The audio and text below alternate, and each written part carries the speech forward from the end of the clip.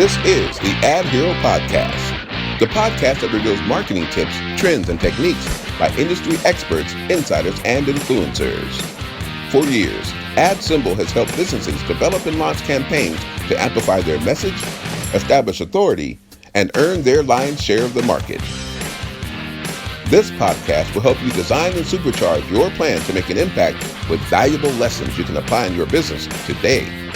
To get more information or start now, visit adsymbol.com. That's AdSemble.com. Let's get started. Welcome to the AdHero Podcast. My name is Geno, Giovanni. And I'm Matthew Olivieri. And we are your personal AdHeroes. And this is episode 50. We're so excited to be here today, revealing to you guys our top 10 favorite highlights from the first 50 episodes that we've recorded. And one of the most amazing thing is when we first launched the AdHero Podcast back in summer of 2019, we would have never imagined that we would be here today at the major milestone of 50 episodes recorded. We couldn't do it without you guys, so we really hope you enjoy this very special episode of the AdHero Podcast. So let's begin the reel, traveling all the way back to 2019 with episode 1. Counting down our top 10 moments of the AdHero Podcast. Coming in at number 10, it's the episode that started it all. This was episode 1. This is my eye every time are the Apple ads. Yeah. Oh, yeah. And it's almost like they buy the whole billboard the entire time because their ad is up like all year round. At least there's one section in San Jose or Santa Clara that I always see an ad up for them. And what I like is they just show what the product can do and the best to its capability.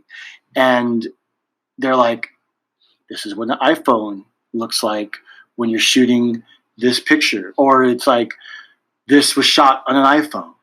Yeah. This picture on this billboard was shot on an iPhone. You know, it'd be kind of interesting to see because, you know, it'll say like shot on iPhone 10 or whatever. Right. Kind of want to go back because I know they've been doing that style of a campaign for a while and see if it was there one that said like shot on iPhone 7, you know, or something like that. And then to be able to put the pictures side by side. Yeah. And then like, okay, is there really a difference in quality here? Or That's a very good point. Yeah, that's something to look at. I'll need Google's help, I think, with that. So, but they do a really good job. I think it's a strong piece of branding. And if anything, I mean, people emulate what's working. And what you normally see is kind of like the minimalist thing is what works. Like less is more. Yeah. And you know, we here at AdSymble, we like to when we talk to our clients, we like to talk about telling a story. So you have your social media that kind of tells a story. And that builds upon something else. Maybe it's radio ads, or maybe it's publications like a newspaper, magazine, what have you. But then when you get to the billboard, it tells the same story, but in a shorter amount of time, and it gets right to the point. At least those who are effective at it. And you want to be able to do that. And hopefully the billboard is positioned in a way where you're driving and you notice it. And if you don't necessarily notice it completely, but the corner of your eye does. So it's all that like subliminal messaging. And there's some companies that just do a fantastic job about it. They just totally get straight to the point. And you know, because like let's say a digital billboard runs for 8 seconds, but you're going to probably see it anywhere between 1 to 3 seconds. Yeah. So you got to make sure you get right in there and to see that. And if you have a passenger in the car, then hopefully they're looking at it a lot longer. You know, you touched on a really good point, and it's kind of that subliminal messaging aspect. Because a lot of people, when they're building their brand, they immediately go, all right, so I've got some font, I've got some colors in mind, and I'm just going to go blast it all over social media. Yeah. But they don't really think about the recall aspect. Because I woke up and I was on Instagram for I pretty much do it every morning. I go on Instagram and Facebook, and, you know, go through a newsfeed and stuff. I honestly can't think of any of the ads that I saw. You know I scrolled past a bunch of them, right, but I can't think of any of them. Now, I think about when I drove, up to the city the other day, and remember, for anyone listening, we're based here in San Jose, And so I was driving up towards San Francisco, and I saw an ad for the San Jose Earthquakes, for San Jose Quakes, and I'm like, okay, so I can remember what that ad looked like, and now I know, the ad was just beat LA, and that's not at the forefront of my mind, but I'm recalling that. I can easily remember that, and I don't even really go to soccer games, but I know because I saw that ad changing. It was something I saw on the road, and the recall with billboards is just huge, and it just kind of bores into your mind. Coming in at number 9 was our first ever episode featuring a show sponsor, Sun Vision Display. This was episode 40. All right, so we are super excited to formally welcome David and Aubrey here from Sun Vision Display. Thank you guys so much again, first and foremost, for the sponsorship. We really appreciate that. And I think the listeners are going to be super stoked to hear about how you guys came up with the idea for this, the go-to-market strategy, because you're kind of like a startup within a bigger organization. So maybe to kind of kick things off, could you both introduce yourselves and what your role is in the organization? And we'll kind of start from there and how you guys kind of work together on this product. Sure. So my name is Aubrey Abernethy, and I'm with New Vision Display, which is a manufacturer for OEMs. We do displays and touchscreens. And Sun Vision Display is our new brand of our product line, specifically for digital signage. And so we're taking kind of an LCD concept that's been around, reflective LCDs, and made it bigger and usable for outdoors. And it's a really exciting development, especially because of the power savings. And so if you want to introduce yourself. Okay. And thanks, Summer. My name's David Sexauer. I am the team lead here and business development manager for the Sun Vision Display product line. And like what Aubrey said, this is really our first branded, trademarked product line. You probably have seen New Vision Displays components in some other larger brand names and not known it. But this is our first step really into the front light of display components and also the LCD market. So when Matthew said that it's kind of like a startup, it really is. This is a very brand new venture for New Vision Display. And in that sense, it has a lot of startup ideas. It's a very innovative technology.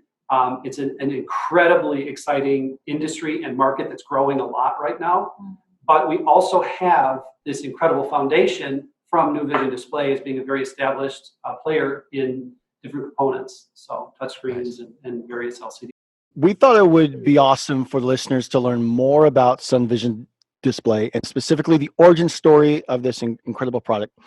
Can you tell us a little bit about how the idea came about and how you established the need for this product? Sure, that's a great question. So for most of the displays that we have come accustomed to that started really from our use of smartphones and tablets, the public is expecting digital content.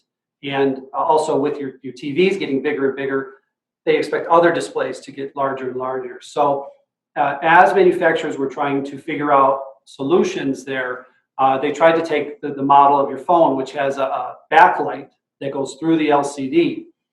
And as anybody who's been outside on a bright day knows, it's pretty tough when it's a bright day. You can't really see the screen. And even more so for a larger panel. So the traditional solution that had been going around was just get brighter, throw more logs on the fire, try and blast through all that sunlight. And although it wasn't ideal, this became an accepted solution because the market was growing so much. And for a while it was just get your prices cheaper and make the displays bigger. We will figure out the sunlight thing later. Well, that costs a lot of money. And the environmental aspects, not just on the surrounding environment, but on your eye health and on the amount of radiation that hits you was and is becoming a serious concern. So our engineers and our scientists took a look at this, and reflective technology has been around. You may have seen it in like a smartwatch or a Kindle, and that uses a very similar type of technology. Where we excelled was for example, like Tesla didn't invent the car and didn't invent the battery, but they saw that if you can combine these things and apply them into a market that's already well established, that you can have an unbelievable amount of success. So we did the same or similar with reflective technology. We made it these sizes, which is 32 and a 43 inch, which really hadn't been done, especially in many parts of the world. And then we added some of that, the liquid crystal, the clarity there with full color and the video, which you won't see on a Kindle, at least not in the near future. And just used what was already available to us to make small changes. Now, what makes ours different is the fact that we don't have a backlight. These two displays behind us have no light source of their own whatsoever. Wow. And so we rely on sunlight coming through that window and reflecting off the back of the panel through our LCD to give you that same color. That's incredible. It's like a small change that made an incredible difference. Wow. And so when the scientists and the engineers discovered this kind of breakthrough that they could apply that tech to just even these size television screens, was that just like the ultimate like aha moment for you guys at New Vision Display to say, we need to package this up as its own product line, brand it, and go to market with this whole branded idea thing? Was that kind of like how that kind of came together? Absolutely. Yeah. 100%. When people see these in person, and I know we have the screens here and we're trying to record it, there is nothing that can compare to seeing this live. Mm-hmm. And then when you're told how it works, you have that aha moment. I don't know if you guys go to a chiropractor or whatever, but if you ever get you got that itch or whatever, that kink, and it just goes, everything lines up perfectly, that's that moment. I still get like goosebumps thinking about it. Because awesome. It does. It solves so many things in one simple little kind of component switch. Because the first is it's sunlight readable.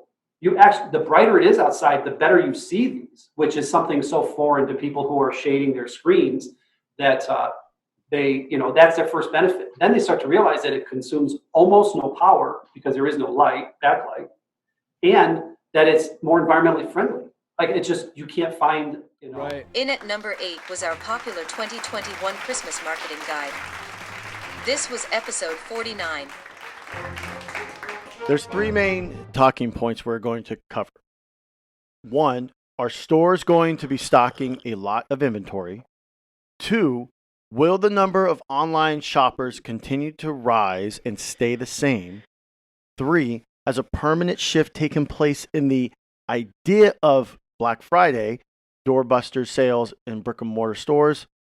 Let's start with question 1. Are stores going to be stocking a lot of inventory according to retail.com? And what I found out, actually it's retailweek.com, they are. The number one thing that actually will go down, I think, would be like apparel. But everything else across the board, including toys and games, will be actually stocked, and they project a forecast of as much as 10% from on like the average of like all the different types of retail stuff in stores. Inventory. So a 10% increase from last year. Mm-hmm. So we're talking video games, toys, right, products, different things. Like fashion would be up 10%, health and beauty 6.8, toys and games 5.3. Matter of fact, Toys R Us. So if we have any listeners right now who own a retail store, then based on that article right there, they should follow suit and anticipate foot traffic to their brick and mortar store is going to be up a little bit. A little bit. Okay, but not crazy. No. We're not going back to pre-COVID levels just yet. Correct. Okay. Is there any information in that article about when they expect it to go back up to pre-COVID levels by chance? Unfortunately not. All right. Do you have a personal opinion of that? I just out of curiosity, do you think it'll take 5 years before it gets to pre-COVID levels? What would you say? I almost want to say it goes by state because we've seen like a lot of growth in places like Florida, Texas, Tennessee, California and New York have kind of been questionable because they go into lockdown, then they're away from lockdown, and then they're back into lockdown. So it's kind of almost impossible to have a business in states like those. Sure. But other states are just thriving, and not only in the United States, but other countries are actually investing inside those states for their businesses as well. Interesting. So yeah, I would have to agree with you on that. Yeah, I think it is a state by state maybe effort. So certain states, if you're listening from certain states in the United States or around the world, and you're in an area where they are pro business and they are trying to keep the doors open, keep the lights on, keep people flowing and going places, then you might experience a pretty good boost in foot traffic. Right. Would you say? Well, and about that, one thing I've learned when it comes to the post lockdown, people want to be around people. Interesting. Yeah, there's that connection. There's that look. I want to get out of the house. I want to go someplace. Now, granted, you're going to have some people who do want to stay indoors and do want to play it safe. But for the most part, people want to get out. We see that the increase in people going to movie theaters. I mean, this week alone, there's expected to be a box office break in the Shang-Chi movie to break the all-time weekend record at this point in time. So people want to be out. Well, you know what? That is a perfect segue to the next question here. Will the number of online shoppers continue to rise or stay the same? And I have an article right here from Adweek, which came out, let's see what the date was this. Earlier, this came out a couple of months ago. And basically, the writer of this article states that they expect from their research online sales to continue to increase from 47%. There was a 47% increase in e-commerce last year from the previous year, and they are expecting that number to again increase the same percent for this upcoming season. Okay, so basically, this is kind of interesting because the article you just found, Gigi, says that some of these brick and mortar retail stores are gonna be increasing their inventory on hand, expecting that walk-up traffic to come. Now, what I'm curious about is if that is mainly going to apply to these more open states. You bring up a very good, valid point. Maybe brick and mortar stores in California and New York will not increase their inventory levels because there's so much uncertainty whether the local government's going to do another lockdown, as an example, right? Whereas other states, such as Texas and Florida, etc., maybe those brick and mortar stores are going to be more open and be more expecting of more foot traffic. But in any event, it goes without a doubt, more and more Americans and people all over the world are feeling comfortable with the online shopping experience. Would you agree with that? I think so. And there's more certainty and more comfort that they'll be able to find what they're looking for online from the comfort of their home, and they can have it delivered right to their house. In many cases, you can even have these presents already gift wrapped. Oh, wow. And I will say for myself, that is a huge selling point for me. Because not only for the convenience of it, but because I suck at wrapping gifts. Okay? If you have any good gift wrapping tips out there for your boy Matthew, please leave a comment. Let me know where I can get some help on that. But I really appreciate that they provide that service. So in any event, in answer to the question, will the number of online shoppers continue to rise? It most certainly will, according to this article and the opinion of myself as well as Geno. And so that is just something that I think we're going to have to get used to as a society, that's going to continue to go up. And if you own a business right now, let me just make this very clear. If you own a business and you have a brick and mortar business and you don't yet have an easy way for people to pull out their phone and order your product online, you are losing ground on your competitors, okay? You must invest in an app or a website, a mobile website that complements a person's ability to come into your brick and mortar store and buy your product. You must invest in that. Squarespace, PayPal, Wix, the list goes on and on. There are so many places where you can go to build out a very easy shopping cart type interface website. okay, that's mobile friendly, that works, that's safe and secure for people to put their credit cards in. Please do not waste any more time. Get on that bandwagon and make it happen, right? It is a must in 2021 because it's only going to keep going up from here. In at number 7 was our first ever episode featuring a guest, Sergio Olivieri from NetBase. This was episode 5. So our special guest, very, very excited to have him on board, Sergio Olivieri. He is what's your official title at NetBase? I'm digital marketing manager. You could just say that. That's fine. But he does a little... Social media, mostly focused on social He does a little bit of everything, and what's unique about Sergio is he also is very, very active here in the Silicon Valley, and he has a very popular podcast called the What Up Silicon Valley podcast, which I actually had the fortune and the honor of being his first guest on that podcast. So kind of a cool circle of life thing here, right? Lion King circle of life. He is now the first guest on our podcast, the AdHero. Kuna Matata. Do you know what your brand's health is?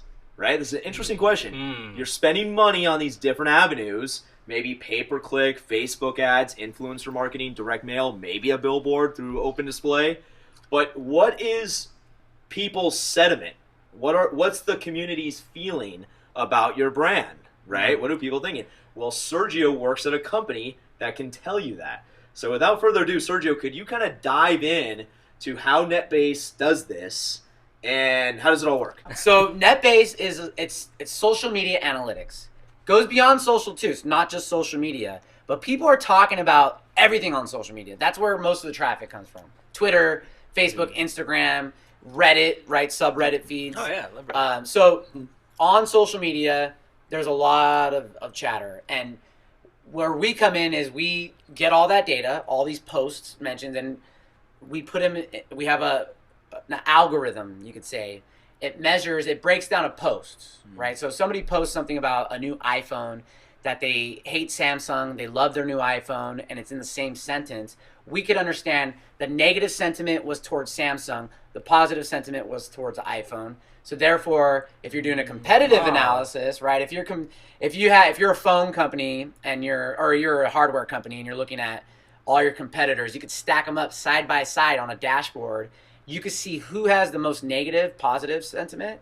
You can see who are some of the detractors, people who are like talking really bad about your company. You can put them in a bucket. Disappear them in the middle of the night. You can get those negative people, put them in a bucket, and then understand what their affinities are. What do they like? Do they like Kanye? Do they like? And then you can kind of market to them in a new way. So really, it's social media analytics, called social listening. You could say I love it's like that putting a term. headphone on and listening to your audience on social media, but we have dashboards. There's a whole bunch of use cases. No, Yeah. can people Crisis. Can brands use NetBase to get ideas for future marketing campaigns? Absolutely. So ideation is one part of the. There's 12 use cases you could say, right? That's one of them is understanding what kind of ideas are out there. For instance, Taco Bell, right? They're one of our customers years ago. They were looking on social media. They found what you could do is you could create a word cloud of different any type of brands that are mentioned within your brand.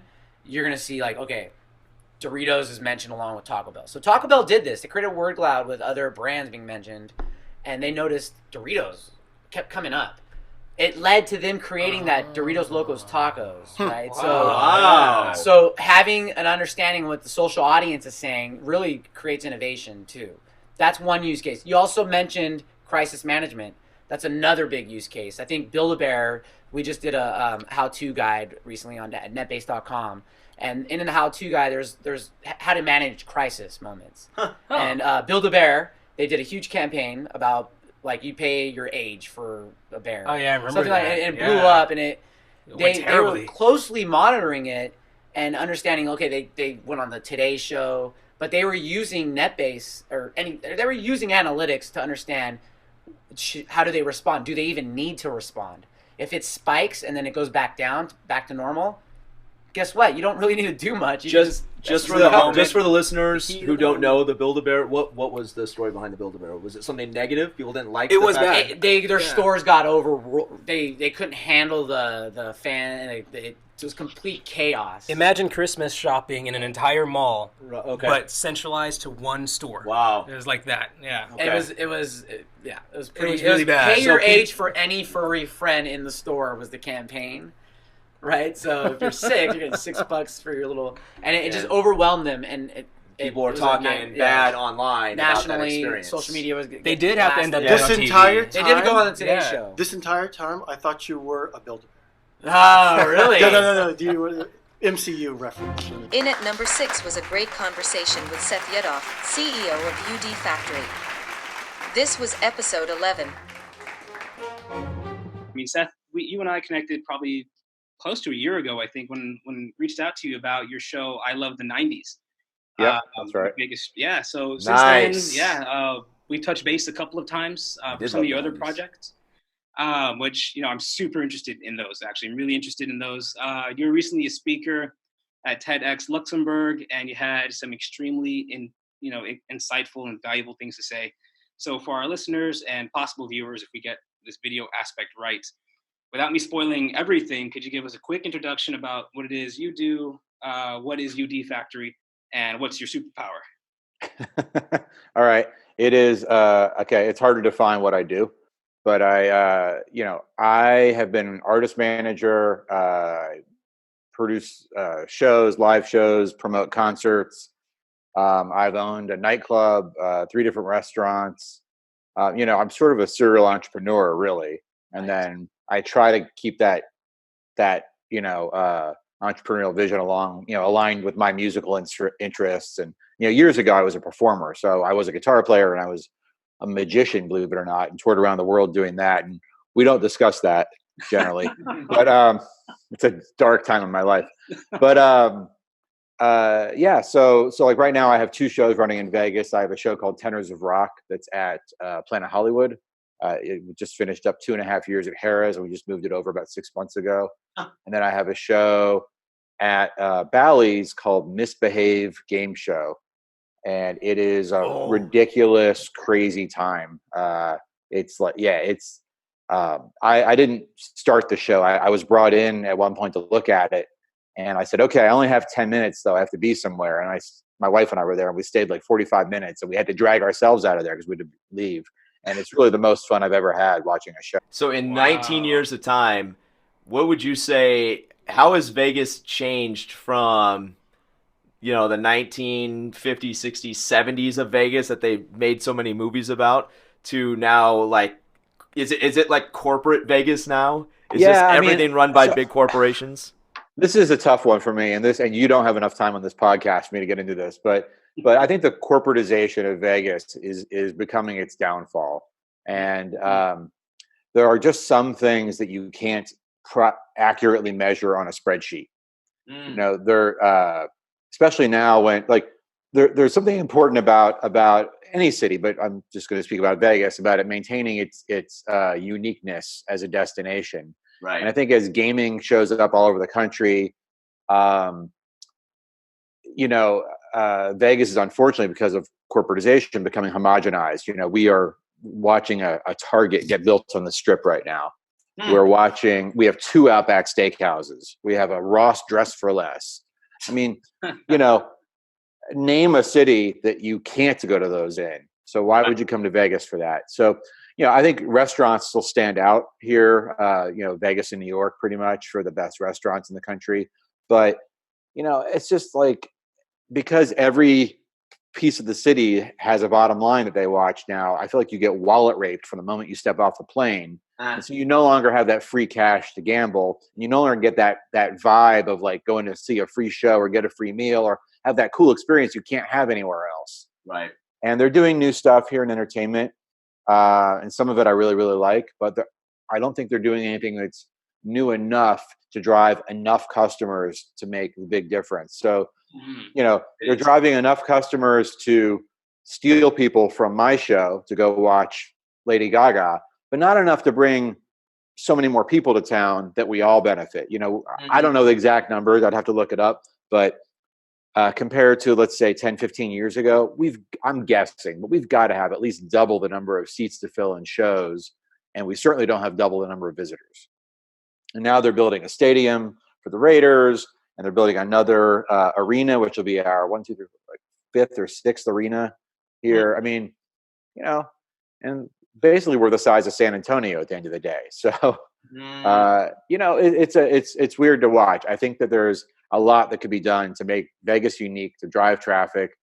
And I think that, and I actually believe, as a music guy, I have a whole plan in my head that certainly don't have enough zeros to be able to fund, but what's happening in the music industry with record labels, I think there's a way for Vegas to get involved in sort of fixing that whole business model, getting away from labels and getting into venue owners that are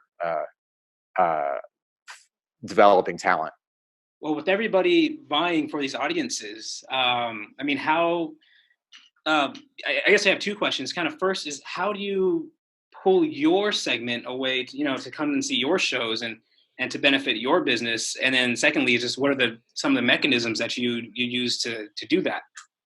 So the really honest answer is probably that I don't exactly know, because it's changing so quickly that we're trying a lot of new things. And so the thing that I have that, let's say Live Nation doesn't have when they do all these big residency shows is we're scrappier and smaller. And while that's a bad thing in many cases, and sometimes it's a good thing because it's personal connection. I have a team of people that goes out and meets with the concierges up and down the strip and talks to the various ticket vendors. That Misbehaved game show we talked about. In the last year, I've spent virtually $0 marketing it because it's a very hard show to market. It's hard to describe unless you can just throw sick money at marketing it. So instead, I pulled back on marketing. The people who have actually seen it, like the people who sell the tickets, love it. So they tell people when they say, "What else should we see?" "Oh, you got to see Misbehave. It's hilarious." And so that was a weird lesson. Like, pull back my marketing, be more successful in that show.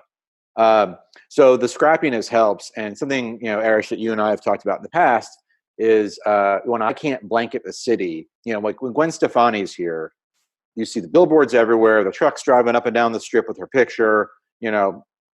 Caesars puts her picture on every single casino. They don't do that for my 300-seat showroom. So how do I compete? Well, it's a very targeted approach. It's when you guys deal in digital display. So, Friday is when, if you check out the Visitor Convention Bureau statistics, Friday is when most people arrive. So between 4 p.m. and 9 p.m., I might be putting up digital billboards near the airport. And it's not the same as blanketing for the week, but I'm targeting when the most people arrive and trying to get them there. And then I have digital taxi tops I've done, and I've only done them during dinner rush hour. And, and it all adds up to, for a small group of people, they get multiple impressions, but a larger group of people won't see anything. So it's just sort of choosing your battles in the same way you would with, online like programmatic marketing, where it's obviously even more targeted, but where you're going after a customer that you believe likes this show you do, is the right demographic, at least as a lookalike demographic. You go over travel intenders that are coming to Vegas. So we are trying to take the same approach in outdoor marketing that we're doing with online marketing. We are down to our top 5 moments of the AdHero Podcast. Coming in hot at number 5 was Mike Lee, CEO of Manticore, explaining how to rebrand your company from scratch. This was episode 20. And you know what my favorite part about, because Mike, he's always got his swag alert is always like off, right? He's rolling in here. He's got the scarf. He's got the shirt, the hat, glasses. He looks like he's straight out of Hollywood, rolling in here, ready for the pod. I mean, I love your look, man. I love your look. Dude, like, just because you can't see me, like I try and swag out at all times. I just want you to hear it in my voice. So Mike is someone I met here in the Valley a long time ago, and kind of kept a pulse on his work and kind of where he's been. and he's going to get more into that. But essentially, he is the founder and CEO of a creative marketing agency group. Actually, it's several products, several things. But he's doing big things, and he's definitely a mover, a shaker here in the Valley. Thank you. And that's what we like to have here on the podcast. Appreciate that. But he recently did something huge, which was a rebranding of his main company.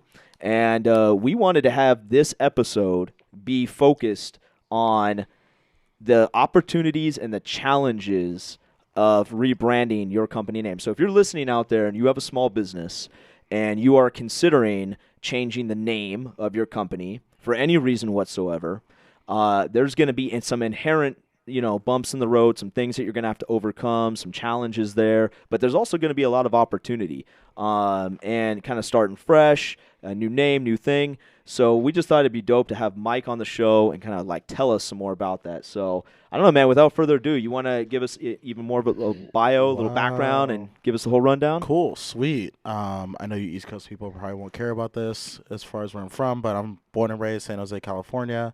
And I local high school, went to San Jose State for engineering, started my company pretty much when I was in high school, and then started to do, a lot more expansion work when I went to college.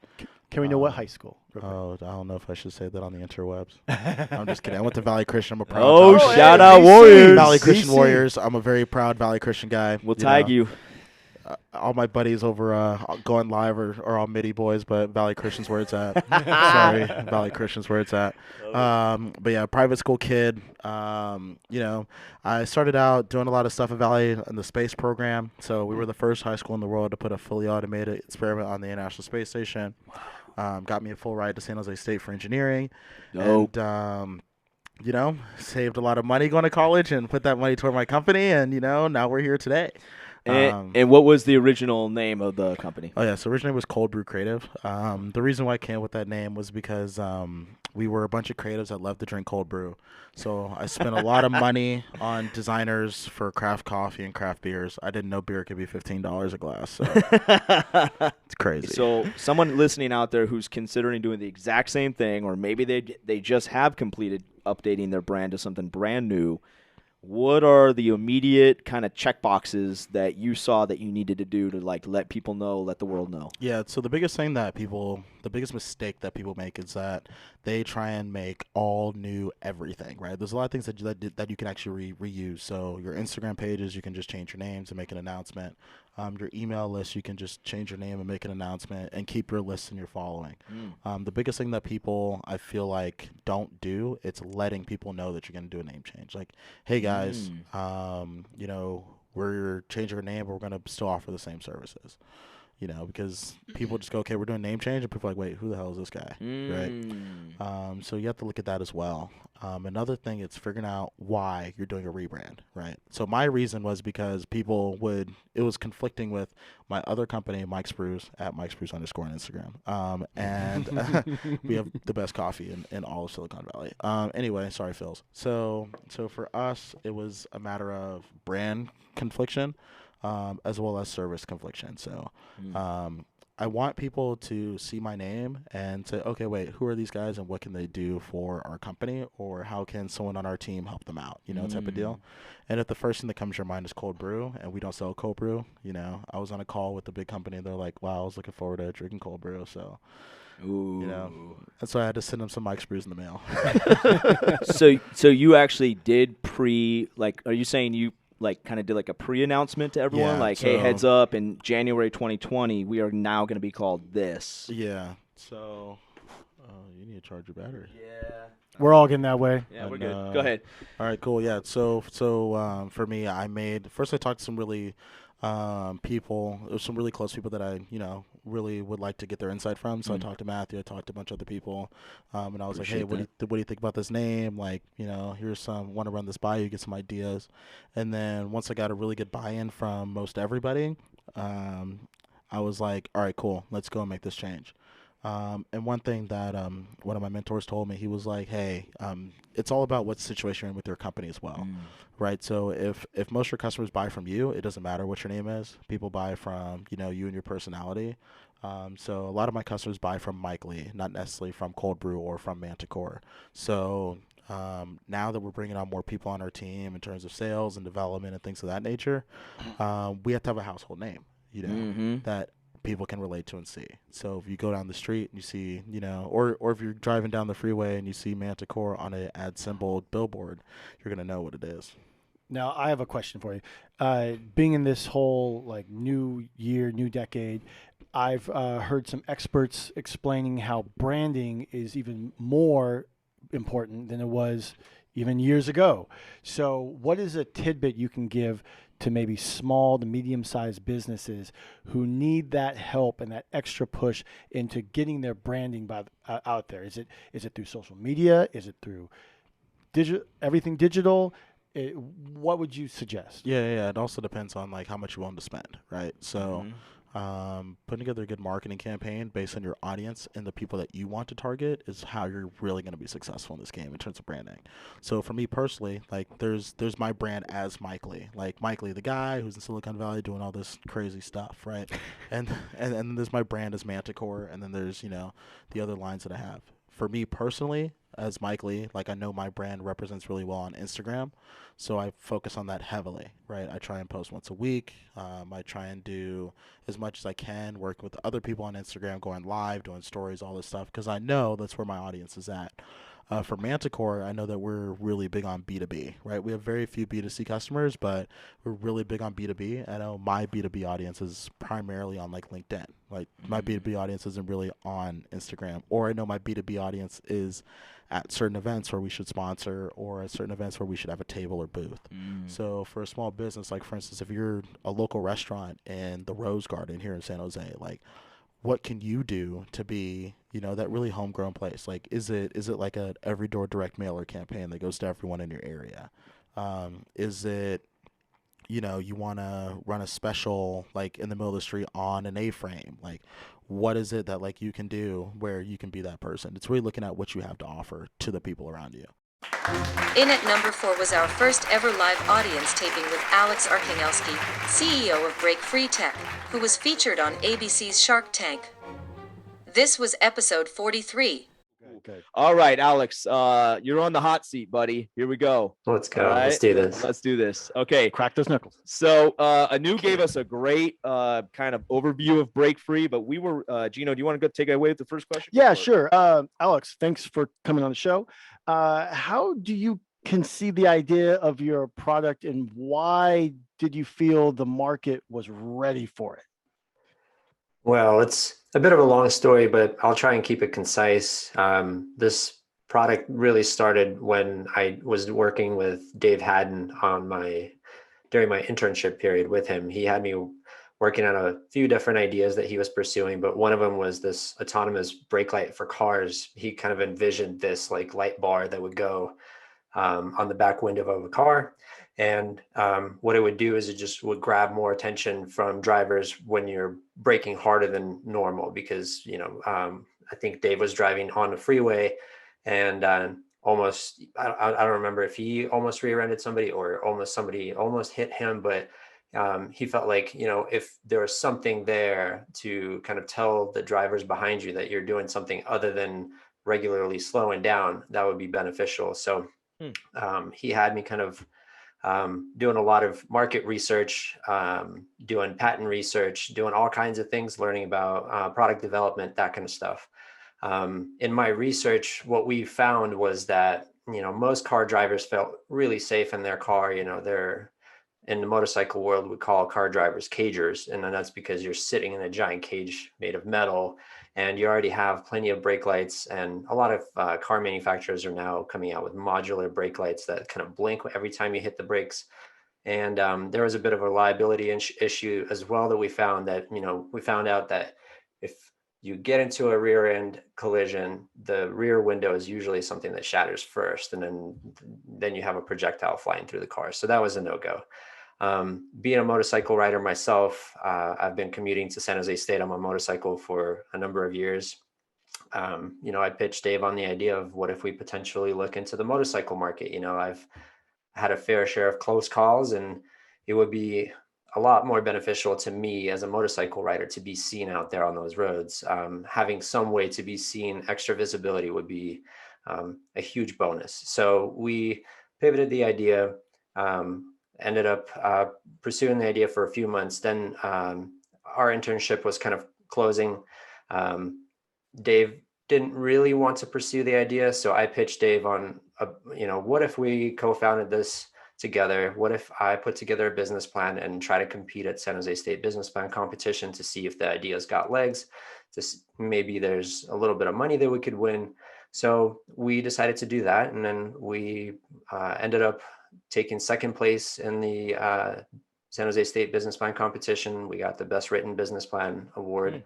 And that's how it started. So we've done a ton of research. We've done a lot of interviewing of industry professionals, people at retail level, gone to a few trade shows. So we've done a lot of research to validate the fact that, this is an actual pain point for a lot of writers. This is something that would be needed. So that gave us a lot of confidence in going forward. Next one. Okay. Well, when did you first learn about the casting opportunity for Shark Tank?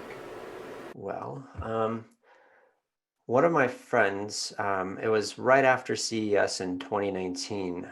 She told me that, I went to a casting call for Shark Tank, and there's a huge line out there, and there's casting calls all over the country for the show. It was kind of a wild chance of an idea, but at the time I was thinking, what's the risk? I can just go out and apply for one. So I ended up signing up for one that was going to be in Nebraska, in Lincoln, Nebraska. I currently live in Denver, Colorado. So for me, it was an 8-hour drive to get out there and give my 1-minute little quick pitch to their casting members. And you don't really hear anything after that. So that's essentially how I found out about it.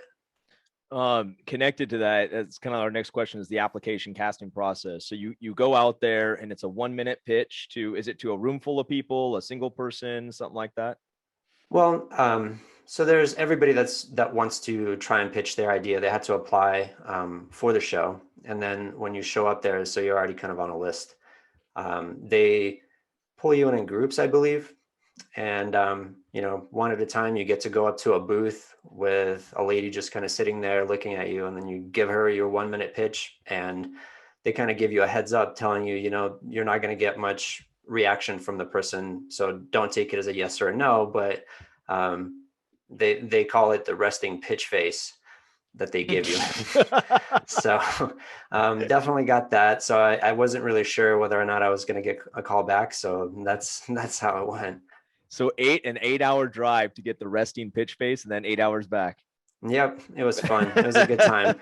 I was practicing my pitch the entire drive there, and on the way back, I was just audiobooking it all the way home. There you go. Okay, and well, what we see on TV now, is that really how it goes, or is it like a lot more to it, or is it like a lot less? Tell us what happens behind the scenes when you're on behind the scenes. Well, when you're on stage.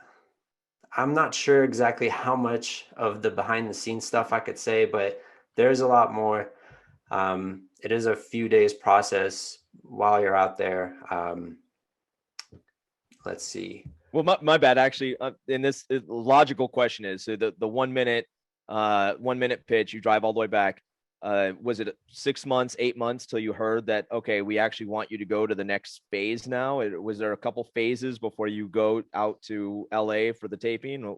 We kind of jumped over that part, but I'm realizing that's kind of critical part of the story. No, absolutely. Yeah, it's definitely a lot more than just going out and giving a 1-minute pitch and then boom, you're on Shark Tank. It was a very drawn out process, I would say. There's a few steps. They sent us an email, told us that, we like what we heard at the casting call. We'd like to see a video. They, have you answer a bunch of business related questions on video, and they want to see how you appear on the camera, whether or not your business is that appealing. They do a lot more research into your business. So essentially over time, you're submitting your entire business plan to them. So they know pretty much everything ahead of time. Wow. Not the sharks, the casting folks. And then they make the decision who they want to pick and at what time they want you to be there. It's almost like angel investors or something like that, like having one of their interns like pre-vet you out maybe before you get into a venture capital meeting or something like that, kind of like a pre-screen process of sorts. Yeah, something like that. They want you to succeed out there, and they want to put out products that, sharks would want to potentially hear about. I mean, it is a show, so there's definitely the entertainment factor for sure, but they want to make sure that the ideas that they put out there definitely have a potential of getting an investment. That's interesting because he has a great business and a great product, but once in a while you see someone on there selling snake oil. I was just gonna say that. It's interesting to me. Thank you, Geno. I feel exactly the same way. Like when you say that to me and how many steps somebody had to go through, some of these pitches that you see on the program are like, well, now how the hell did that person make the screening process? Right. So what would your thoughts be on that? I'm not sure, I'm not the producers, so it's hard to say exactly what. Well, you did say the entertainment value. Yeah, the entertainment definitely has to be there. Yeah. So it's a TV show after all, so they have to get it has to be entertaining. They have to get some legitimate businesses, and then some businesses are just too far out. Right. I suppose. In at number 3 was an awesome discussion on why brands matter with branding expert Lee Rafkin, and featured our first ever guest host Andrea Henley. This was episode 42. Welcome to the show, AdHero Podcast. I am Andrea Henley, your host, sitting in for Geno and Matthew. Thank you so much. I had so much fun on their show. They asked me to be a guest host. And when I thought about the topic, I said, what is my favorite topic to discuss? And it's brands. So welcome to the show, everybody. And I'll tell you more about my guest and why brands matter. So on today's show, we were talking to Lee Rafkin, who is a branding and marketing communications consultant based in New York. In addition to advising leading brands like Discovery, Networks, Estee Lauder, Medtronic, Nestle, and PepsiCo, very impressive, he named and branded several out-of-home USA organizations, Outfront and Geopath, and Bold Sight. So man, what a year. The topics that we're talking about are branding. There's been some changes with some historical brands. I saw you wrote a new article in regard to that. One of the brands being Aunt Jemima. Right. I did write an article about it this summer when everything was going down, when things were really superheated, and it was like, does art follow life, or does life follow art? It was remarkable. It didn't surprise me though, because a brand is really an idea in the mind of your target audience, and it didn't surprise me at all in terms of what was happening this summer, because ideas were changing, and people were changing, and brands really are a reflection of people and a reflection of society. Sometimes brands lead, sometimes they follow. These brands that needed to go through a rebrand clearly were following, but they were a reflection of the age. And brands, like a lot of culture and popular culture, really does kind of reflect, the people, the consumer. And the consumer wanted and demanded change, finally. Yeah, so I think it's definitely a good initiative on their part. Yeah, it was Aunt Jemima that rebranded, right, to Pearl Milling Company, I think it is.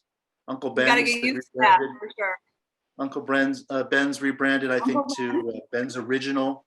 Mr. Potato Head, they took the gender out of it, and now it's just Potato Head. So there are a lot of brands that have been kind of caught up in this whole social equity story, and it's about time, because brands really, need to lead more than follow. Do you feel like because we have been so conditioned to, we're conditioned to this brand Aunt Jemima and grabbing it, do you think that this is going to help them with market share? Or is there a place now where they could be disrupted by maybe a new maple syrup that is relevant today that could sweep up some of that market share due to the rebrand? What are your thoughts? It's a great question. Brands are both rational and emotional, and people buy brands for a set of rational and emotional reasons. And brands like Aunt Jemima, I think, were more of an emotional than a rational brand. People weren't buying Aunt Jemima because it had this character. I think they were buying this brand because they had an emotional connection, maybe some fond memories of eating, pancakes as a kid. It really kind of reflects a different age, so to speak, right? And so with a rebrand, I think what you're really kind of getting at is people's emotions, and I think the jury is still out if they're going to still have that same connection that they had before. These are big brands. Aunt Jemima, I think, is owned by, is it Quaker or Unilever or one of the big companies? I know Uncle Ben's that rebranded is owned by Mars. These are billion-dollar companies, and these are big battleships that are very slow to turn around and slow to respond. And I think all of these big companies were kind of slow to respond, but it's a good thing that they did respond. So whether Aunt Jemima is going to keep up being the number one brand in the category is yet to be seen. It's about how people transfer that emotional bond that they had with the old brand to the new brand. And I think we're going to see. I think we've been accustomed to it. We've been used to it. We're grab it on the shelf. So having that marketing behind it, it could help or hurt them. So it also opened the space for somebody else. Another brand real quick that I was thinking about, I love household items, Old Spice, very historical brand. Grandpa's used it, my husband, but it's really connected now with the younger generation. What do you make of that? What are your thoughts on that? I mean, they've had tremendous success with their brand, and it wasn't for a cultural reason. It was just trying to connect with a new audience. Well, what are your thoughts on that? Old Spice was clearly, your father's Oldsmobile. It was an old-fashioned legacy brand. I think there were, again, an emotional connection because it reminded people maybe of a family member, my dad or my grandpa who used to use it. But it was clearly a very old-fashioned brand. I believe when I was a kid, the ads had a sailor character that represented Old Spice. So clearly the brand needed to stay relevant, right? And to create, relevancy. The brand used kind of humor and edgy humor and irony, and they really kind of became a lot more relevant through the use of humor. So humor can do that because humor is one of the highest order emotional things that people feel and respond to. And in the case of P&G, which owns Old Spice, I think they did a great job. I think that what's interesting to me is they kept the logo the same, right? But the conversation changed. And I think that's great because you don't lose your core consumer that's already been accustomed to this brand and has been buying it. They're most likely dead. Huh? That consumer's most likely dead. They're dead, so we have to engage with new ones. Yeah. Exactly. But anyways, I always thought of it as like, ew, stinky, but they have brand new products too. I think ooh, stinky would be a really good tagline for the brand. But this smells good. Stinky. So, I mean, I'm not really the demo for this, but I thought it was an interesting conversation piece. I think it's honestly, just to take the humor out of it, they survived. And there are a lot of kind of old legacy brands that don't survive because they're no longer relevant.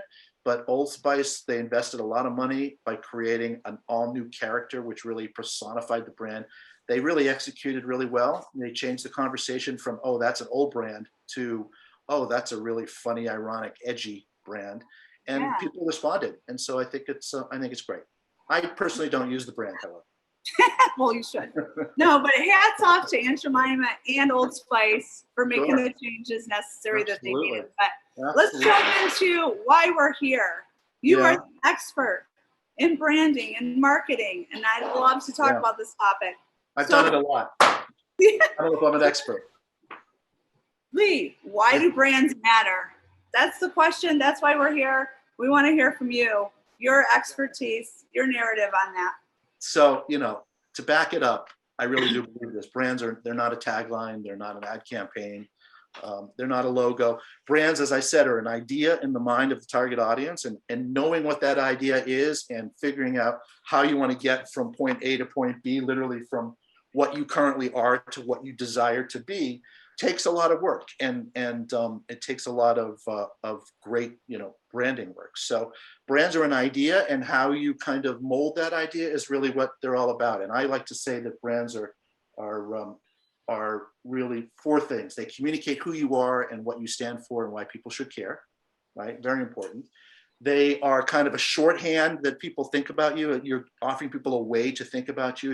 You're giving them an idea in their mind, a way to remember and recommend you. They also really are kind of like an internal manifesto, because they guide decision making. They rally people around a single voice and a single vision and a single brand. And they also act as kind of a strategic roadmap that kind of helps a brand or a company make decisions. When your decision is on brand, it's the right decision. So if you're living up to the values of what your brand is and what it stands for, you can kind of use that as guardrails or a map. And so it's both an internal tool and an external tool. But brands are really, they're not how they look, how they sound. They're really a much deeper emotional thing. They're an idea in the mind and the heart of a consumer. And so, it doesn't surprise me at all, based on what we were just talking about, that brands, have had to change, because brands really are ideas, and ideas need to evolve.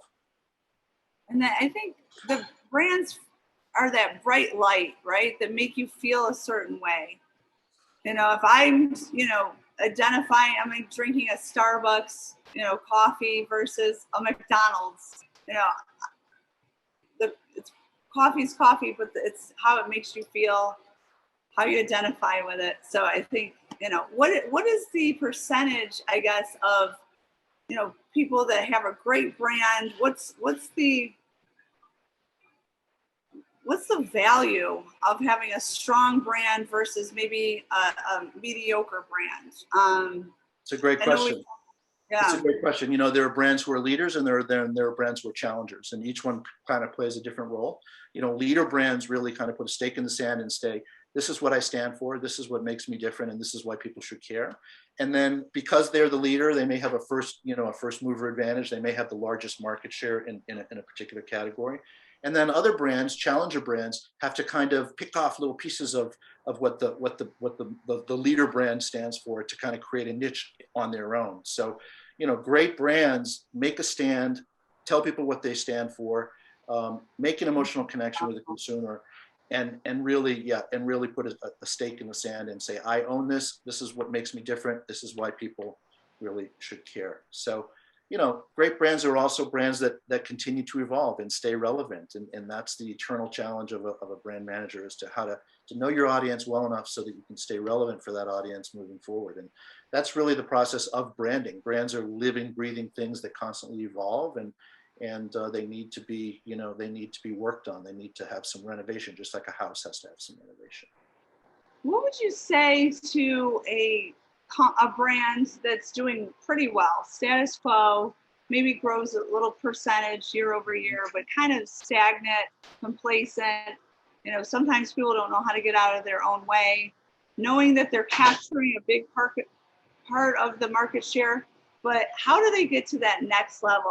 What goes into a rebrand? What do you do when you sit down and say, okay, you're status quo, but that's not good enough. There's more market share out there to get.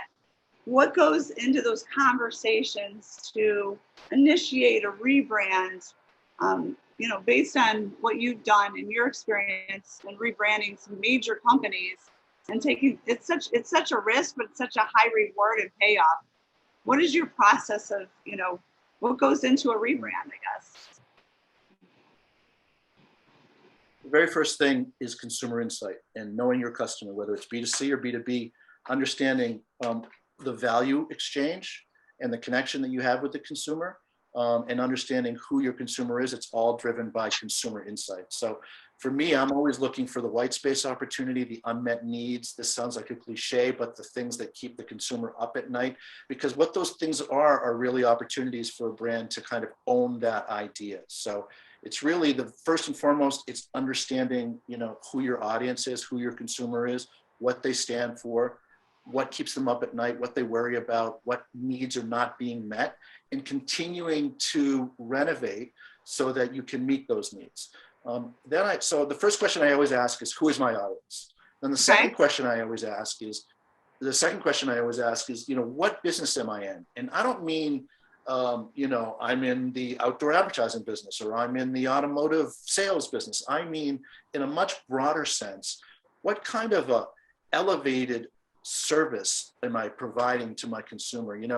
One of my favorite brands is Nike, and Phil Knight famously said, for the longest time, I thought Nike was an athletic shoe and apparel company.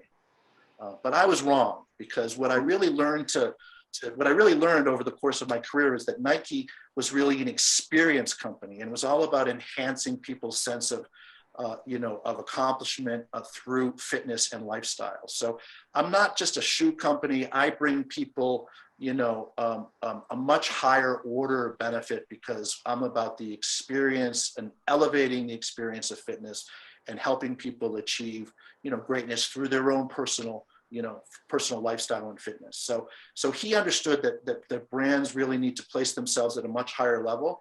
And the thing that I would say is that consumers choose among brands. They don't choose a brand. So you walk into a supermarket or a store, or today it's really, you log on to Amazon, and you're not just selecting a single brand. You're looking at a whole set of competitors within a space, and broadening who you are and what you stand for allows you to compete in a much bigger way. So that's the second question I ask. The third question I always ask is, what do I stand for? That's the traditional positioning question. What do I stand for? What's my purpose? Why should people care about what I do? Beyond just making money, what do I stand for? And what drives me every day? So that's important. And the fourth question is, what makes me different? Hopefully what you stand for makes you different, but differentiation from other competitors, both near in and far out, is really super important. And then finally, the last question I ask is, why should people care? And that's the toughest question to answer of all. That's really all about emotion and emotional content, and what your brand stands for, and the connection you make with people. People care about certain brands, and they don't really care about other brands. And I've always wondered, why is that? Two brands that offer the same thing, like, Toyota versus Nissan, or BMW versus, Audi. BMW is a great car, but it stands for something. It stands for maybe engineering performance, or exhilaration, or the thrill of driving a really tight, fast, great, kind of sports car. That is an emotional thing that it stands for. And that's why people should care about it. And that's why people do buy. When you look at a car, you run the numbers, you look at the gas mileage, you look at, what the cost to own is, possibly. Those are all rational things. But the reason you buy that car is because you love it, and you have made some sort of an emotional connection to it. So I ask those 5 questions. Who's my audience? Really who they are, meaning what they worry about. What business am I in? Number 2. Yeah, exactly. What do I stand for? What makes me different? And why should people care? That's like an essential kind of brand audit, and that will provide 90% of the answers. And then for a company like Outfront, you develop territories that are based on that strategy. So we discovered through that process that Outfront really stood for innovation and being forward-looking, and being innovative in the soul of a fast-moving, fast-charging organization. And we landed on this concept of being out in front. And the beauty of naming, because it's both art and science, but the art part of it is finding a word that really people have an emotional response to, that stands for something and makes them different and makes people care about it. Outfront was a great name because we were able to use out in the name, which kind of said, hey, if you own the word, you own the category. So if I have Outfront in my brand name, I'm hoping that makes you own the category a little bit. And then out front is a great idea, because it makes you think of the brand as being out in front, always leading from the front, being innovative, being fast charging, that sort of thing. So everything kind of starts from strategy. And then for Outfront, we developed a bunch of naming territories that were based on that strategy of being a leader and being out front. Yeah. And that's how we finally got to Outfront. And I was at CBS Outdoor when they separated from CBS, and it's a totally they spun it up. Different company now. It's a totally different company. we were always proud of the brand CBS, the I, or it was so branded, but I don't even remember that now because their branding now is so strong and they're such a different company and such a different conversation, you know, and hats off to you for doing such a great job with that. And speaking of that, I mean, they separated from CBS. Now they're out front. Most people don't even know that because if they got in the industry, you know, recently, they don't even remember that. In at number 2 was a crucial discussion on why ad design matters with billboard design expert Eric Murr of K. Gary's Outdoor. This was episode 27. This week's guest is Eric Murr, the VP of Sales and Marketing of Kagaris Outdoor Advertising in Chambersburg, Pennsylvania. Say what up, Eric. What up? Thank you so much, gentlemen. I'm thrilled to be here, and I am most impressed among all of it that you got the name Kagaris spelled and sounded correctly. So well done. We don't mess around here on pronunciation. I've found that if you do billboard advertising correctly, it never fails. In fact, that's in our media kit, is that successful billboard advertising never fails. The key is actually determining and identifying what success and failure looks like. Because a lot of times expectations are that revenue will go up instantaneously, or there'll be a direct correlation between the awareness that you achieve in outdoor advertising and the spending of money that takes place at the store level. Know what you're attempting to accomplish and realize that billboards will always raise awareness for your business. The key is whether you can understand that awareness will translate into the ultimate behavioral changes that you're looking for and need so that you can have a return on investment for the dollars that you spend.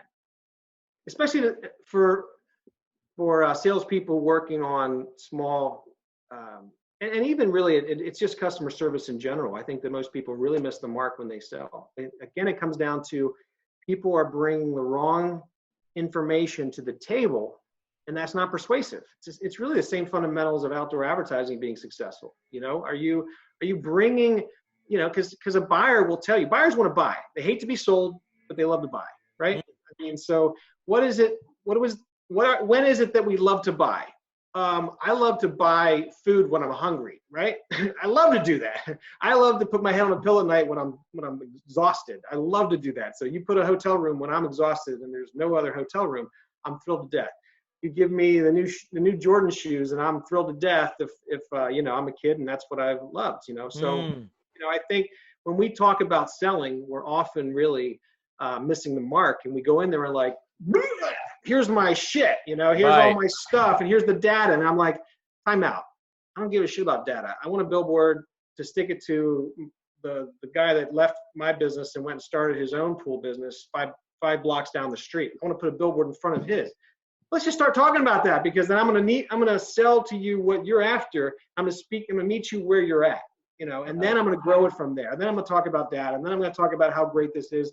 And then I'm going to see how much money you're spending on radio and TV and print. But right then and there, you know, I'm going to be sure that I understand what the hell you want. That's right. And philosophy has really trained me in that regard, which is like, I'm peeling back the layers of the onion. Like, well, I just want to, you know, I want to buy a billboard and I'm happy if people see it. I'm like, time out. You're telling me if you spend $5,000 for this program and not a single person mentions it and your sales don't go up, you're happy? No, well, no, I'm not saying that. Oh, okay. So what is your expectation of, you know, and so, again, you really start peeling away at it. And I got a ton to say on that shit. No, good. Real quick though, you great point too, by the way, a few minutes ago when you said that having people talk about what they want. We have a thing like that over here too. We have them talk about like their love. So what they love to talk about, what they want to talk about, you know, that lets the guard down. It builds, you know, builds rapport. I mean, there's a lot of stuff it kind of goes into. And the next thing you know, they're buying. Yeah, for sure. Yeah, no, that psychology level is great. So I think we can definitely do a whole episode around that, and there'll just be like lots of things to bring up on that. Again, yeah, there's a lot. It's because it gets complicated, but great selling is about identifying the core. To me, it's about belief systems. I know if you guys need to shut me down, let me know. But you got to find out what the belief systems are. What do they believe and what do they want? You know, where are they at? So we can really spend all this unnecessary. don't spend all this unnecessary time on irrelevant stuff.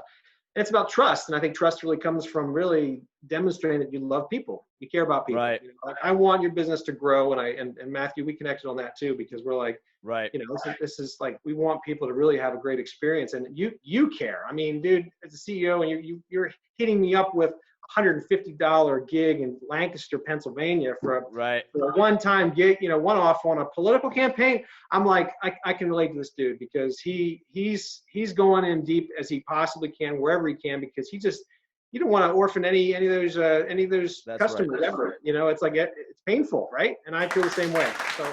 And now the moment you have all been waiting for. Our number one moment of the first 50 episodes of the AdHero Podcast. We sat down with advertising executive and marketing expert Gary Zelasco to learn about the 3 pillars of a perfect advertising campaign. This was episode 15.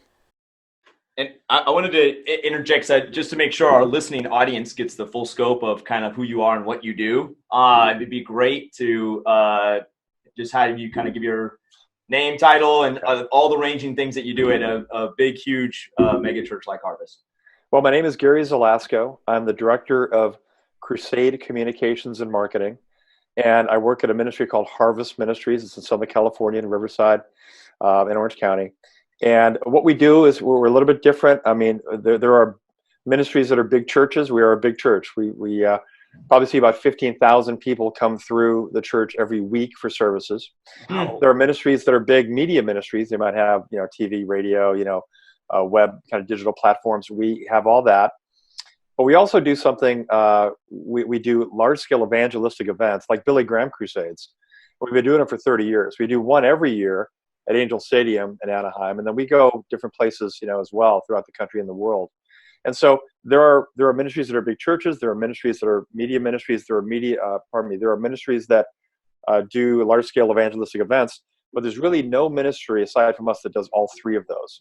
And so that's what we do at the ministry. What I do is I work within the Crusade department, and also do, like with films, other things we do with communications, and just try to bring kind of a marketing discipline to what we do as a ministry. Wow. Yeah, and I think when I shared your those disciplines with the guys here, what got me really excited to want to invite you to be on the podcast is you have a unique background prior to working in a church setting that enables you to bring these disciplines to the table, and just this widespread breadth of knowledge that I think if there's other directors of marketing out there or marketing managers of other churches, I think they could learn a tremendous amount from this episode and kind of what that background was. So can you shed some light on where you were at prior to joining Harvest? I was incarcerated. Okay. Been there myself. Yeah. Fun story. I'll tell you later. We'll post his mugshot in the show notes. Right. No. So yeah, I mean, I grew up Catholic, and in a billion years, I would never thought I'd get into ministry. I got out of college. I went to school at University of Illinois in Chicago. I grew up in Chicago, and got a marketing degree there. I worked in the advertising agency business. Then I worked in television sales management. So I worked at I worked at a rep firm in Atlanta, but they represented stations all over the country. Then I worked for local TV stations. I worked for one in Atlanta, Georgia, WSB. I was an account executive there, so I sold commercial time. I was the national sales manager at WBAL TV in Baltimore, which is owned by the Hearst organization, great company. I then was a general sales manager running the sales department for a station in Tucson. Then I went to San Francisco as a national, then a local sales manager. So I did that for about 10 or 11 years, all over the place, right? In San Francisco was great. I was at the CBS owned and operated station, KPIX, Channel 5. Channel 5, yeah, we know well. My wife, on Battery Street there in San Francisco, a great location. My wife, who's brilliant, had started a direct mail catalog back in the mid-'90s. And it was a skincare catalog. It was her mom used to buy stuff direct mail all the time, but she never could get skincare through direct mail. So we started that, and it was a company called Luminescence Catalog. And as you know, we ran it on. What happened is, I kind of got out of that business. I got into business with my wife. We had like most businesses, wasn't making money the first couple of years. We had some money to keep us going. We lived in this 800 square foot, 1-bedroom apartment in San Francisco, and we did this together. And she handled the creative, and I handled kind of the operations and marketing of it. And just when we were going to run out of money, where I had to like sell my car and go get a job, the business started making money. We were able to take a salary from it. And so for 10 years, we did that together, and we built it on cash flow. So we didn't have investors. We put together we mailed about 10 million catalogs a year. So it was back when we mailed catalogs back in those days. You're the original Amazon. Yeah, well, it's funny. We realized, hey, look, selling stuff online is, that's got some possibilities. And so by the time that we sold the business, which was about 2005, we did about 25% of our sales online. So, the direct mail that kind of fed the web presence, and then vice versa. Nice. So, I grew up with 3 brothers. I didn't know skincare from, whatever. But we did that together. It was a great opportunity to work with my wife, and I just had a great time and did that. And then in 2003, we're living in the Bay Area, and our pastor invited us over for dinner. I talked to him and I said, "What do you think, Pastor, what would it take to bring a Harvest Crusade to San Jose?" Which is, again, one of the things we do at Harvest here, this large-scale evangelistic event. Well, what about you? You got time, you can schedule your thing. So for 2.5 years, I volunteered. And, spent 10 minutes one day, 20 minutes next day, an hour that day. Awesome. To try to see if I could get pastors interested, if there was going to be any interest in bringing a crusade to San Jose. Because Harvest doesn't come in and go, "We're coming in to do a crusade here." They wait, it's organic. So we have to have the local pastors, the local church really get behind it. Otherwise, it's not going to work. And so I did that for 2.5 years. And then we realized the local churches in the market were going to take this thing and run with it. Sold the assets to the business, came on board at Harvest, made like no money for a long time. And I worked in San Jose for a year, 2005, 2006, to mobilize that crusade. The crusade happened. It was called the HP Pavilion. It was back in those days in 2006 where the Sharks played hockey. We had 40,000 people over the weekend in an area of the country that is not known to be highly churched, in the Bay Area, and about 4,000 people made a profession of faith in Christ. It was a huge success. On Saturday, Harvest Crusades are free, so Saturday it was a capacity crowd, and one of the ushers told us the only time there's ever been a capacity crowd in this arena before was for a playoff game in the NHL. Wow. So that was a huge success. It worked out great. Harvest then brought me down to Southern California, so I started here in November 2006 to then direct different departments, and I've been here on November 1st. I'll be here 14 years, which is the longest I've ever been in a job. Congratulations. As I say, at the beginning, in a billion years, I wouldn't have thought I'd be working at a ministry. It was like the most foreign thing in my mind, but here I am. Wow. Yeah, my mother has tried to get me to work at the West Angeles ministry down in Los Angeles, but 1, I'm not in LA, and 2, I'm not in LA.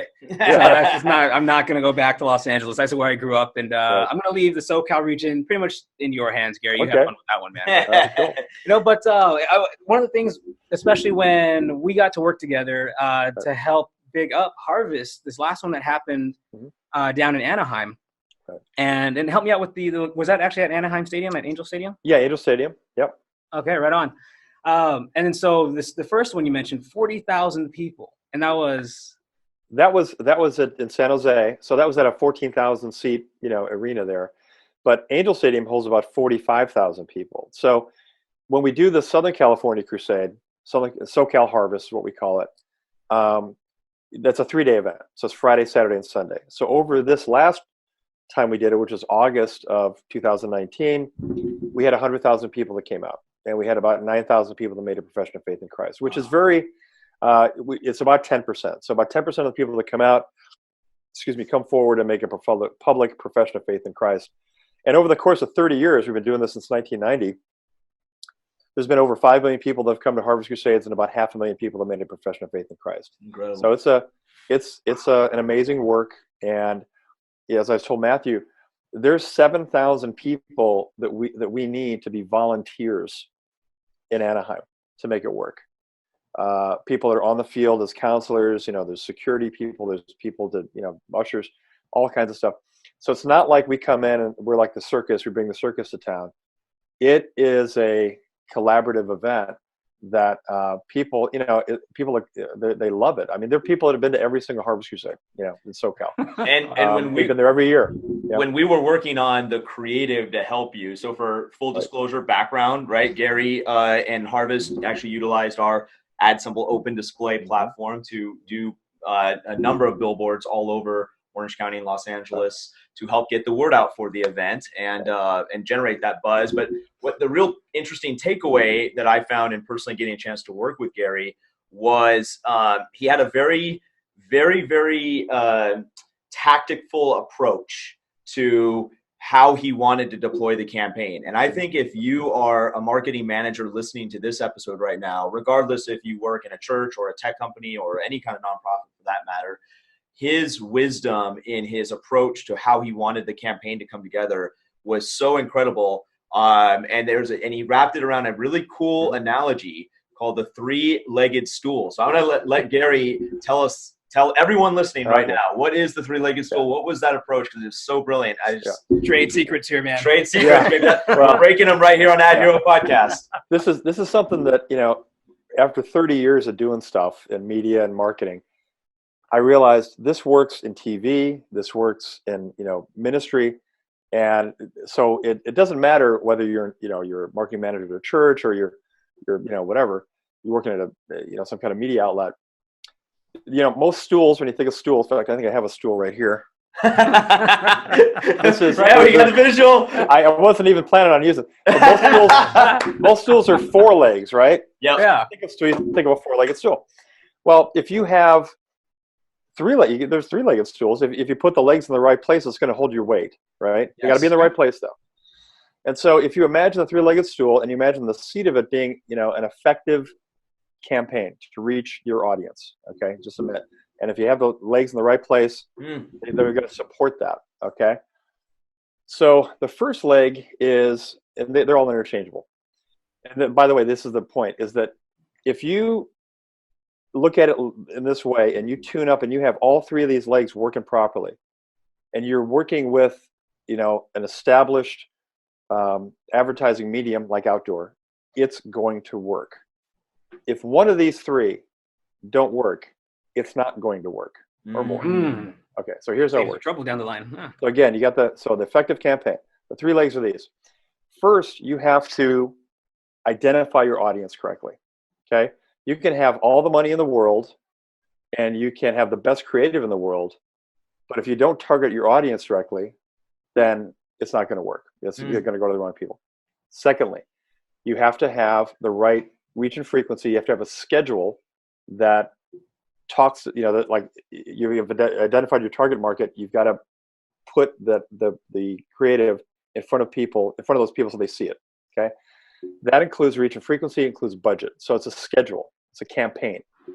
So if you've targeted your audience correctly, you know who your audience is, the target audience, and you've built a campaign and you have enough money to get the reach and frequency, so you're going to reach those people. Okay. The third leg to the stool is the creative. So you can target your market correctly, you can have all the money in the world, but if the creative doesn't talk to those people, it's not going to work. So if you have all 3, and you look at any campaign or anything, it could be small, it could be nothing, it could be $50 or something. But if you have creative, if you've targeted your market correctly, if you have enough reach and frequency, and you have creative that talks to those people, it doesn't matter whether it's TV, radio, web, digital, outdoor, it's going to work as long as it's an established medium. And so every campaign that you do, and that's what we applied here with outdoor, is we're blessed. We had a budget for a lot of boards in LA and Orange County, as Matthew was saying. Our target audience for this particular thing, for a Harvest Crusade, is Christians. 80% of the people that make a profession of faith in Christ are brought by a Christian. They're prayed for, they're invited, and they're brought by a Christian. People don't walk out, oh, I'm seeing an outdoor billboard, I think I'm going to go, accept the Lord. That doesn't happen. Okay? What happens is Christians pray, invite, and bring those people, and then they see that board, and they're like, oh yeah, my friend Matthew invited me to this thing. Yeah, that's cool. And what we try to do at Harvest is make it so it's and Matthew will attest this because he was here for August. It's an event that is, it's a cool event. Yeah. I mean, if you're a Christian, you're bringing somebody, it's not going to be like, this is going to be lame. It's not lame at all. The one thing about Harvest is if we can't do something like really, really well, we don't do it. And so our target audience is Christians. We're going to get in front of those people. We have a full staff here in this department of mobilizing churches and people in churches to get out. And so, and I'm getting a little off target here, but it's this important. Okay. Mobilizing for an event is like Matthew and I have discussed. It's like for lack of a better term or illustration, it's like prosecuting a war. And there's no country on earth that can afford an air force that says, I don't want an air force. Let's have more people on the ground. They have an air force and they have ground troops. Okay. Now you can win a war with ground troops, and you can be like the Civil War, and it can be unbelievable carnage and horrible. You don't want to do that. You can win a war with air power, but it's really expensive and there's collateral damage, and it's not the way to do it. If you kind of collaborate between the ground forces and the air forces, that's the best way to prosecute a war. In terms of mobilizing for an event, it's the same thing. You have ground forces. In this case, we have a department of guys, people that are going out mobilizing churches and people in churches to pray, invite, and bring Christians to this event. Okay. In addition to that, the air war is all the stuff in the air, on the air, radio, outdoor, digital, all that stuff. Fascinating. If you can spend a ton of money or all your money in mobilizing, the churches, and that can get very expensive. Or you can just not do that and just go over here, and that gets expensive. But if you do them together, you can have the most success, and it can be done most efficiently in terms of your spend. And I love that you say how you just described that land war, air war. We were having a conversation with a colleague at Outside Tech Crunch not too long ago, and his whole thing was, I'm going really heavy on this event on Instagram. Yeah. And we're like, is that the only place you're going heavy on? He's like, yeah, I'm doing everything on Instagram. I mean, Instagram's great. You guys should be on Instagram without a doubt. But just also think about how much noise there is on Instagram. And if that's your only outlet to get the word out about something, you, as Gary just described, you're leaving other things off the table that can be really helping you. And so anyways, there's this interesting, I think for anyone listening, regardless of the size, what they can do, if they can keep those three legs of the stool in mind. Yeah. And I think all of us here have worked with different clients, and when they've been working with a multitude of things and they have different things firing for them, getting the right target on, those are the clients that have the most success. Yeah, right? Without a doubt. Exactly what Gary mentioned. And I love how you just simplified basically what it is people need to have a successful campaign, especially, for pretty much anything you're doing, whether it's going to be a huge event or just anything you're advertising or promoting. And so, again, for the listeners, just to recap that and package that up for you. So the three legs of that stool. And again, it's like Gary, you had mentioned, they're kind of interchangeable in the sense that if, obviously if one leg is gone, the stool's going to fall apart. So just don't force it. You got to have the right audience, correct? Got to make sure your creative is on point. So you're speaking to the correct people. Right. But as well, you do need to schedule that. And schedule comes down to the frequency. So you're staying in front of people in a relevant enough way, but at the same time, you get the power of math behind you. Otherwise, you just, blow the bank. Right. And another thing too, like to Matthew, to speak to what you're saying, is that, the cool thing about, I got my marketing degree in 1984, so it's been a long time ago, but a lot of things have changed. They've gotten better. It's got, now we have metrics where we can see stuff working, and put money in different places and have challengers and champions and do a lot of split testing. But the concepts are still the same. And you never, like you're talking about, putting all the money in one place. There's a term called a media mix, and it's still in effect. You don't want to have, a preponderance of your money in anything, and whether it's digital or if you can. You want to spread it out, because what you'll find is that there's for lack of a better term, I guess, a synergy, or like a rising tide that lifts all the boats, because there, people. It's said, and I've seen a lot of studies that people need to be exposed to an advertisement or some kind of message 7 times. There's been people, it's 3, it's more, but the thing is, you need more than one. And so, yes. What happens is, like, sometimes I was doing a deal with somebody, and they had it was an hour thing, and your ad came up. It was a video thing. Your ad only came up 4 times in an hour. Well, if you see the same, whether it's like you hear the same radio ad, or see the same banner that comes up, or ad that comes up when you're online, or even see the same billboard, okay, sometimes that you'll get kind of numb to that. But if you see something online and then you see something outside on outdoor, these things work together. Wow. One of the things I was going to bring up, Matthew, was maybe we can talk a little bit about is the creative we did for the campaign for SoCal, where we changed up the creative. So we had the same, background, the same font, it wasn't different per se, but we had different kind of things so we could bring in other elements. Because just as a consumer, as I've been driving, I drive and I'm watching outdoor boards, I'm like, oh man, most of them have way too much information. It's like, I can't figure that out. I'm driving by right there. I'll be like getting in an accident if I have to read everything on your board. Right.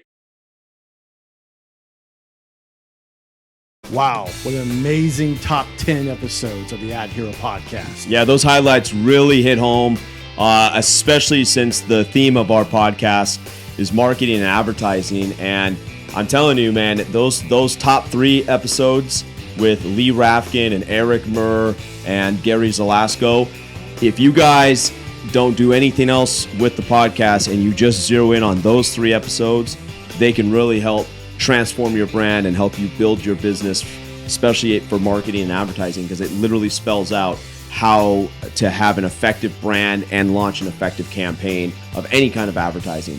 So to kind of create that for the podcast and have people be able to listen to those episodes whenever they want, unlimited amount of times, that is just really hits home for me, and I love that, man. It's awesome. That's just so great.